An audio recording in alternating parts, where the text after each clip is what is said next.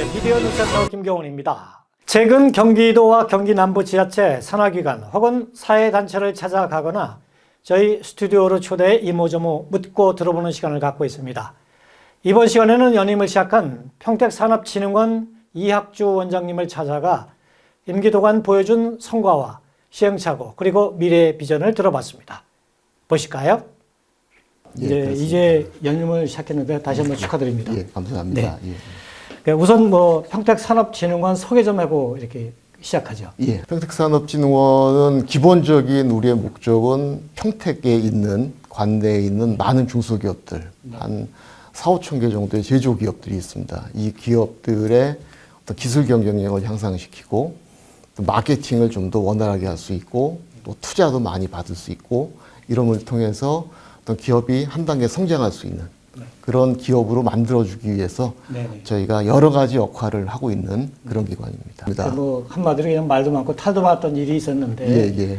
그래서 일부 시민단체에서도 뭐 이렇게 연임을 좀 반대한다 이런 논평도 내고 했어요. 예. 정리부터 좀 하고 넘어가죠. 예. 하여튼 여러 가지 시행착오가 있었습니다. 그 부분에 대해서는 제가 기관을 대표하는 입장에서 먼저 죄송하다는 말씀을 먼저 드리고 그런 부분이 이제 앞으로는 발생하지 않도록 해야겠다 이런 생각을 항상 하고 있습니다. 뭐 잠깐 말씀을 드리면은 기관이 새로 생겼습니다. 항상 새로 생긴 기관의 가장 큰 문제가 시스템이 아직 정립이 안 돼 있다는 거. 관련 규정이라든지 이런 것들이 조금 미흡하고 한마디로 이제 구멍이 조금씩 이제 있는 그런 게 있습니다. 그런 것들을 어떤 기업이 진화되면서 그런 것들을 잘 메꿔 나가야 되는데 좀 그런 부분이 부족했고 규정도 조금 미비한 상태 새로 생겨서 거기에 그런 여러 가지 직장 내 불화 이런 것들이 다 한꺼번에 어우러지면서 여러 가지 문제점들이 나왔습니다. 그래도 다행인 것이 작년부터 해서 올해까지는 그런 부분들을 하나하나 잘 정리했습니다. 설립 초기에 이 평택산업진흥원 기틀을 좀 확고히 하신 거로 알고 있는데 어떤 것들이 있었습니까? 산업진흥원이 가장 큰 역할은 그 산업진흥원의 저희 기관 명예에도 있다시피 산업을 진흥하는 겁니다. 이제 어떤 산업을 진흥할 것이냐가 가장 중요하죠. 그래서 평택에는 저희 산업진흥원이 새로 생기면서 전략산업이 어떤 것이 있는가, 평택에서 어떤 산업이 육성이 돼야지 평택 경제 전체가 좋아질 것인가 이런 거에 대한 고민이 가장 중요했습니다. 처음에. 그래서 저희가 예컨대 반도체 산업이라든지 자동차 산업이라든지 수소 산업 그리고 아울러서 물류와 국방이 일부 있습니다. 이러한 산업에 대한 전략 산업을 저희가 선정을 했습니다.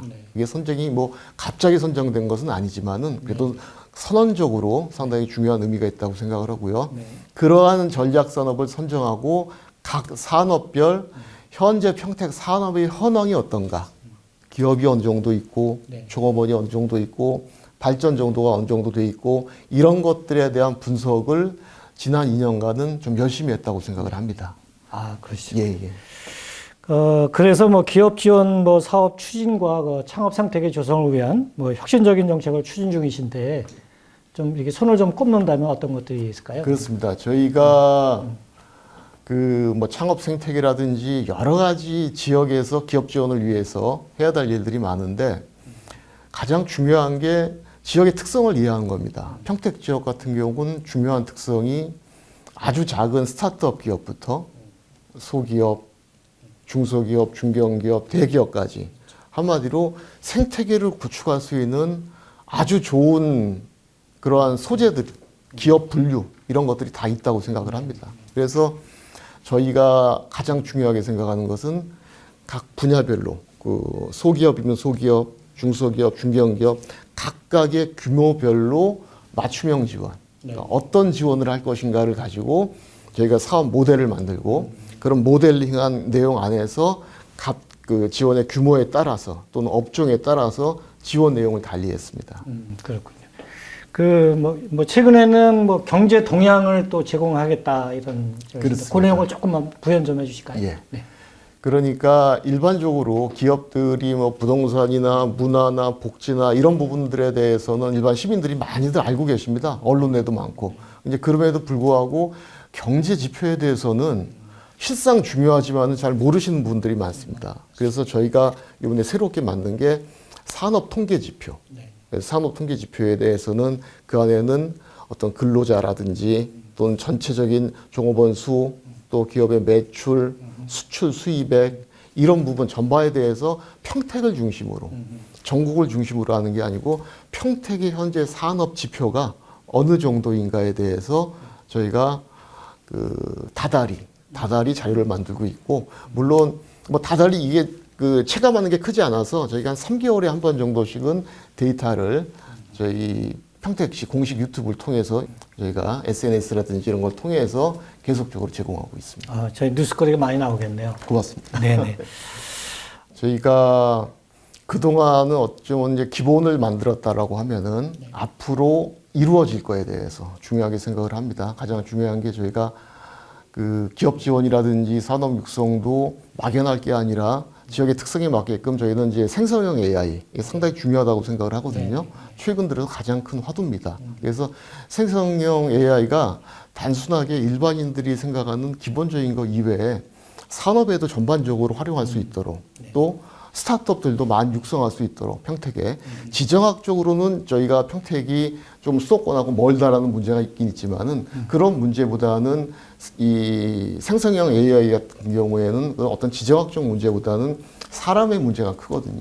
그래서 산업 전반에 저희가 그 AI가 좀 확산될 수 있도록 적극적으로 추진할 생각으로 있습니다. 네, 모두에 말씀하신 뭐 경제 지표를 제공하겠다. 그러려면 또 빅데이터 많이 그렇습니다. 축적을 좀 될 것 같고요. 예. 그게 제공이 되면 또 그걸 이용하는 뭐 기업들이나 뭐 청년들이 많이 활용할 것 같습니다. 예.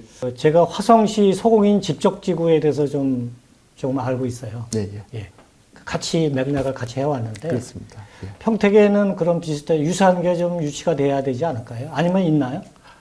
그렇습니다. 지금 말씀 주신 대로 어떤 소공인에 대한 집적은 특히 이런 지역에서 상당히 중요합니다. 어쩌면 이제 씨앗 같은 거거든요. 저희도 그 사업을 잘 알고 있고 올해는 좀 그 사업에 대해서 아직까지 저희가 새로 기업 뭐 인력이라든지 그런 것들이 좀 부족해서 내년도에는 꼭 소공인 특화 지원센터 사업을 이제 반드시 유치해서 이 평택에 있는 저희 이제 반도체 쪽을 생각을 하는데 그 반도체 관련된 소공인들이 좀 아주 효율적으로, 효과적으로 기업 활동을 할 수 있도록 저희가 적극 지원할 생각으로 있습니다. 아, 학교하고 또 연계가 좀 될 수도 있고요. 그렇습니다. 산하고로요? 저희가 평택대학교라든지 국제대학교, 한경대학교 이런 학교하고 산학을 정말 중요하게 생각하는 것도 특히 이런 산학에서 여러 교수님이라든지 연구진들이 소공인 중심으로 여러 가지 연구 결과를 좀 활용할 수 있는 그런 중요한 어떻게 보면은 그 기업의 생태계라고 생각을 하거든요. 그런 거 아주 중요하게 생각하고 있습니다. 네, 기대가 됩니다. 예. 그 뭐 끝으로 그럼 뭐 당부하실 말씀이 좀 있으시면, 네.